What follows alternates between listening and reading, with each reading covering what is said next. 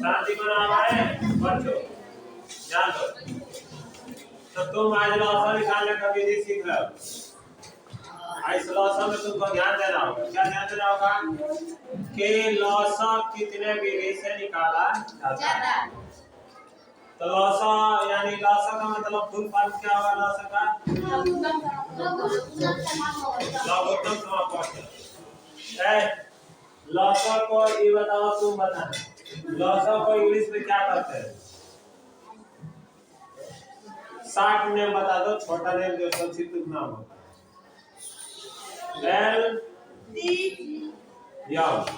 क्या होगा? एल्शियम का फुल फॉर्म बताओ। एल्शियम का हाँ लेट कॉमन मल्टीप्लाई क्या होगा? Late common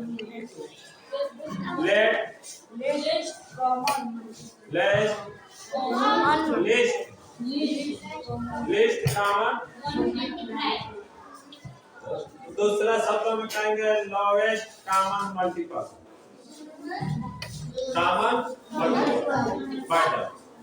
lowest common multiple. Lowest का मतलब है, सीधा बैठो है इधर ध्यान दो। लोवेस्ट कॉमन मल्टीपल का मतलब क्या होता है? लघुत्तम समापक होता है, ठीक ना? तो लॉसा निकालने के दो विधि है। कौन कौन विधि? अभाज्य गुणनखंड विधि। दूसरा विधि कौन है? भाग विधि। तो हम पहले भाग विधि से पहले हम निकाला करते थे जब छोटे क्लासों में थे। तब छोटे क्लासों में तुम अक्सर कहते हैं जब तुम भिन्नों का जोड़ घटाना गुणा भाग पढ़ते थे तो भिन्न का जो जोड़ घटाना करते थे तो हम लोग हर बराबर नहीं होता था भिन्न का, तो उसका हर बराबर करने के लिए भिन्न के हर का हम लॉसा निकाला करते थे। जो इस भाग विधि की सहायता से लॉसा निकाला जाता है। तो लॉसा जब निकालते हैं तो ध्यान देंगे कि यहाँ पे कह रहा है कि 16 और 24 का लॉसा निकालें। सामने भाग विधि से लॉसा निकाल दिया। इसमें भाग विधि में जब हम देखते हैं कि 16 और 24 जो दिया हुआ है वो किन किन संख्याओं से काटेंगे, किन किन संख्याओं से काटेंगे, तो तुम अभाज्य संख्या याद रखना। अभाज्य संख्याएं कई प्रकार की होती हैं, कई प्रकार की संख्याएं होती हैं। कौन कौन संख्या, कुछ नाम बता दे रहे हैं। जैसे प्राकृतिक संख्या, पूर्ण संख्या और पूर्णांक, सम संख्या, विषम संख्या, अभाज्य संख्या, भाज्य संख्या, वास्तविक संख्या, परमेय संख्या, इतने सारे संख्याएं हैं, ठीक ना? और भी कुछ होंगे, ध्यान दो। तो उसमें उन संख्याओं में जो अभाज्य संख्या होती है वो कौन कौन अभाज्य संख्या होता है?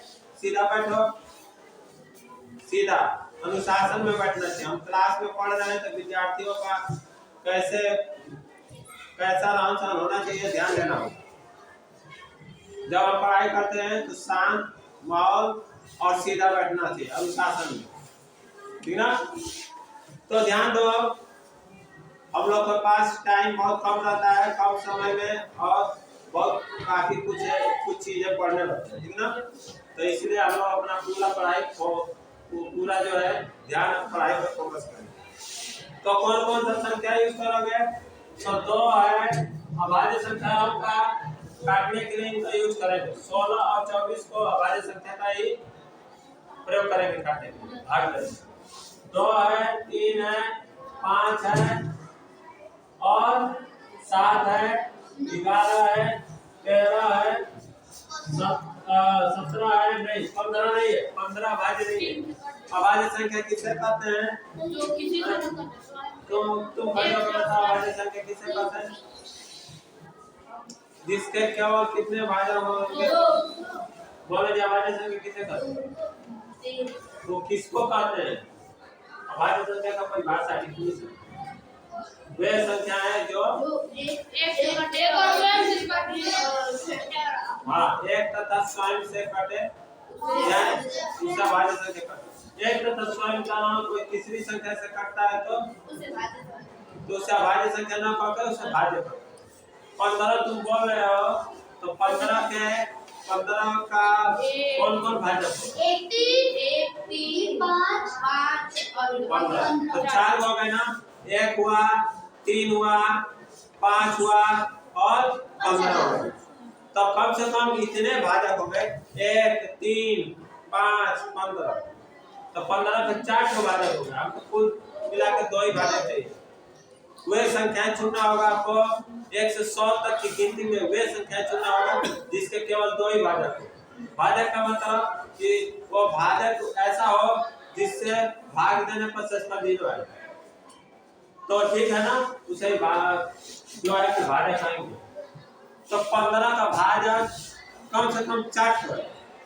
यही तुम 13 का भाजक लोगे तो 1 और 13 से ही कटेगा। 13 किससे किससे कटेगा? 1 स्वयं और स्वयं 13 से ही कटेगा। उसके अलावा कोई तीसरा भाजक है जो इसको 13 को काट के आपसे सोना ला दे? नहीं ना, इसलिए 15 के तो 4 मान। 15 को कुल कितने भाजक हैं? 1 है 3 है 5 है और 4 वो भाजक है। 4 वो भाजक है ना। हमको 4 वो भाजक में केवल 2 ही भाजक चुनना है। तो वह संख्याएं जिसके केवल 2 ही भाजक होते हैं और उसका तीसरा कोई भाजक नहीं होता है उससे हम क्या करते हैं? भाजक। यह भाजक है नहीं है, लेकिन 13 भाजक है। क्यों? क्योंकि इसमें केवल 2 ही भाजक है। एक है वो स्वयं 13।